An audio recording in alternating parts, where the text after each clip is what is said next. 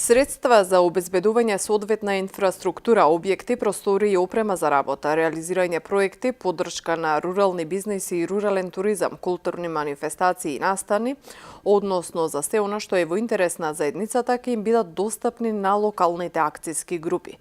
Министерството за земјоделство го објави повикот за формирање локални акциски групи, за што има обезбедено поддршка од 14 милиони денари.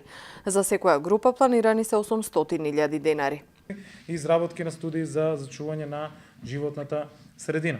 Успешно функционирање на овие организации, успешното функционирање е директен бенефит за локалните заедници, за општината, за секое рурално населено место преку активностите кои што навистина они ќе ги преземат.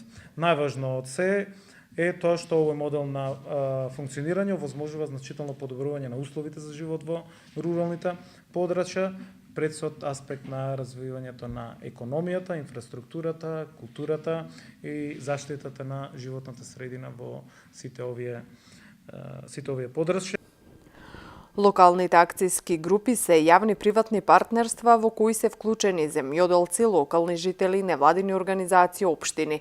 Во земјава може да се формираат максимум 25, за сега се активни 14.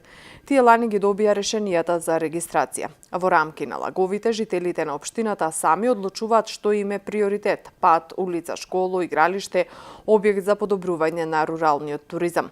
Ресен и Охрид се меѓу општините кои што се уште немаат локални акциски групи.